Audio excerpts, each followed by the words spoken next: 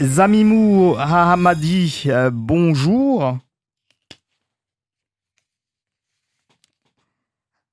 Elle arrive dans quelques secondes, le temps de l'avoir avec nous. Voilà, ça y est. Ça y est, elle est avec nous. Zamimou Hamadi, bonjour.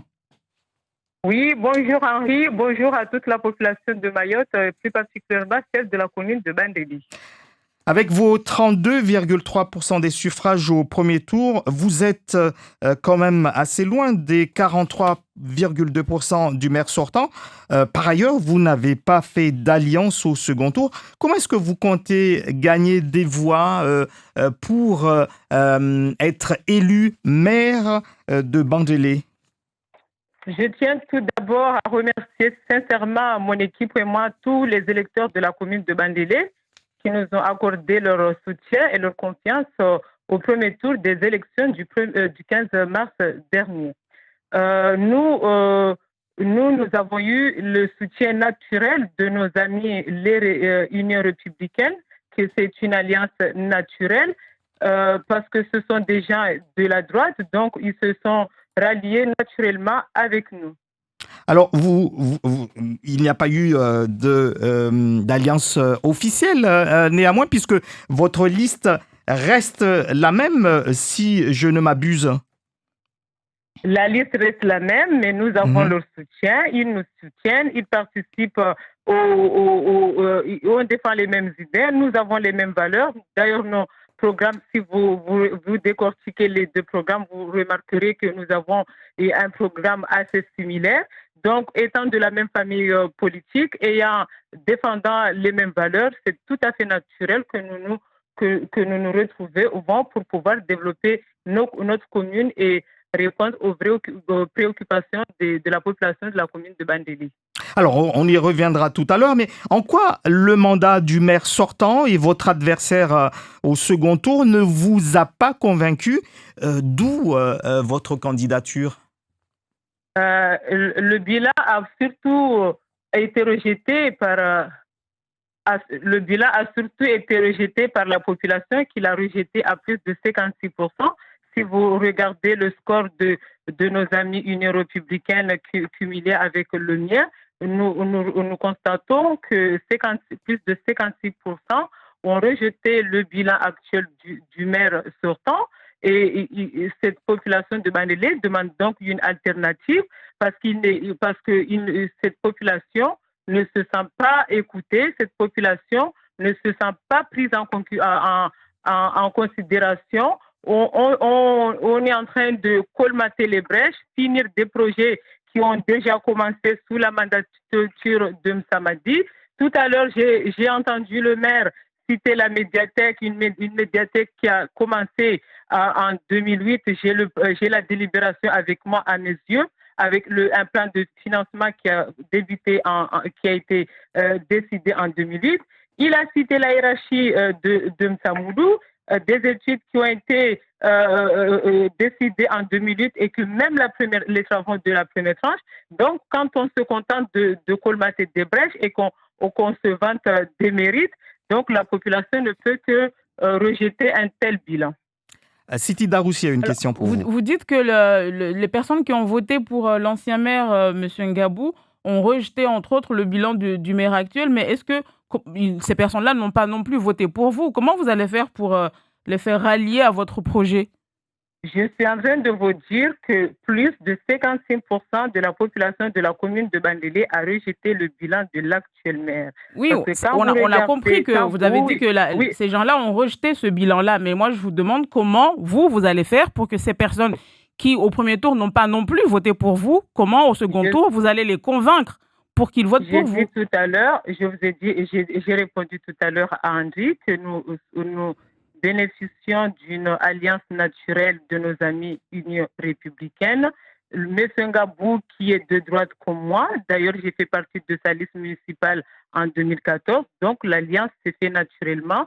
Nous comptons donc sur les électeurs qui sont de la même famille que nous pour nous rejoindre, pour pouvoir développer notre commune et répondre aux vrais besoins de la commune de Bandeli. Alors, que proposez-vous en termes de changement pour cette éventuelle alternance au niveau de la gouvernance, entre autres? Alors, nous, notre but, c'est déjà faire de Bandélé la commune phare du Sud, parce que vous savez, la commune de Bandélé, c'est une commune qui a une histoire, une commune qui était à l'époque, qui comptait beaucoup dans le Sud, c'était le quatrième canton du Sud. Donc, nous comptons avec le programme que nous mettons en place, mon équipe et moi, nous comptons donner à Bandélé l'aura qu'elle mérite, c'est-à-dire se baser sur un programme basé sur 5 axes principaux, commençant par l'éducation pour offrir à nos enfants les conditions d'une éducation de qualité pour leur permettre un avenir meilleur. Aussi, une politique de développement économique qui met en valeur tous nos atouts touristiques. Vous savez que Bandélé est une commune très touristique, donc nous allons faire en sorte à mettre en valeur nos plages, les aménager, les animer, aussi permettre une politique d'aménagement qui permet à notre commune de devenir très attractive économiquement, mais aussi permettre la sécurité pour que tout le monde s'intéresse à notre commune, mais aussi nos administrés trouvent un intérêt à rester dans notre commune. Aussi le social qui est pour nous fondamental pour le développement de notre commune, parce que nous ne pouvons pas parler de développement économique sans se soucier de nos bakoko et cocos qui se sont dévoués pour Mayotte, qui se sont battus dur. Donc pour nous, le social est fondamental, mais aussi la sécurité, je vous l'ai dit tout à l'heure, c'est très important pour vraiment garantir un cadre de vie meilleur pour nos administrés,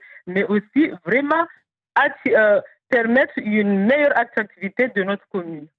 En tant que personnalité, en tant que maire, si vous êtes élu, quelles sont vos qualités, quels sont les atouts que vous pourrez mettre en avant au sein d'un conseil municipal? Vous savez, j'ai travaillé, ça fait plus de 14 ans que je travaille au sein des différentes collectivités territoriales. J'ai commencé à la mairie de Mamoudzou en tant que directrice de la commande publique. J'ai travaillé par la suite à Kanikeli en tant que directrice des finances. Tout ça pour vous dire que je bénéficie d'une expérience très solide en termes de gestion de collectivités territoriales, des atouts qui sont nécessaires pour développer une commune afin que notre commune de Bandélé puisse trouver un développement digne d'une commune française.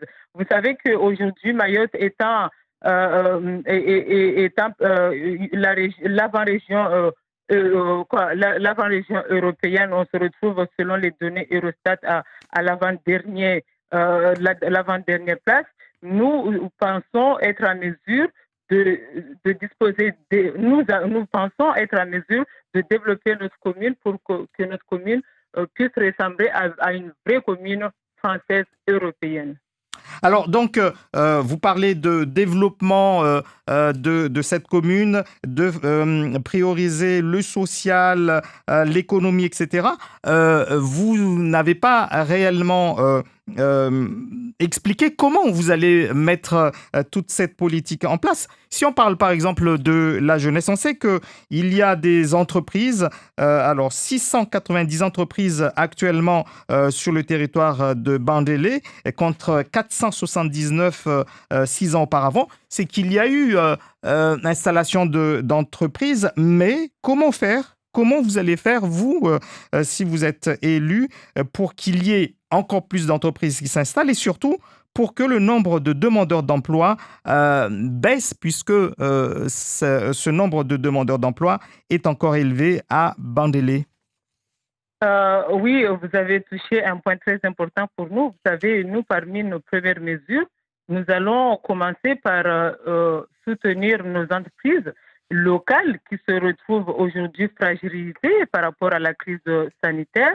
Nous allons, dans un premier temps, leur permettre de faire un état des lieux de tous les marchés publics en place, déjà pour pouvoir accélérer leur paiement et leur permettre d'avoir une trésorerie qui leur permettra de relancer leur activité. Aussi, vous savez que par rapport aux entreprises, pour pouvoir les attirer, nous pouvons également jouer sur des mesures fiscales. Donc, nous allons, dans un premier temps, les accompagner, c'est-à-dire déjà commencer par les mesures qui sont accordé actuellement par le conseil départemental 14 millions par rapport à la crise du Covid-19, les accompagner à pouvoir monter leur dossier pour qu'ils puissent, pour que ces entreprises puissent s'en sortir dans un premier temps. Aussi, nous comptons aussi, dès que nous arrivons, parce que nous avons jusqu'au mois de juin, au mois de juillet pour le faire, nous allons délibérer pour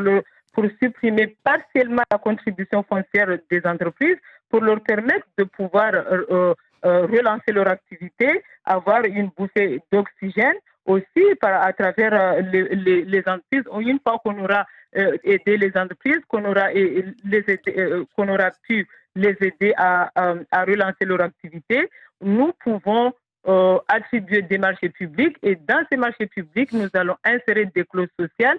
Ces clauses sociales permettront nous allons imposer à ces entreprises qui soumissionnent chez nous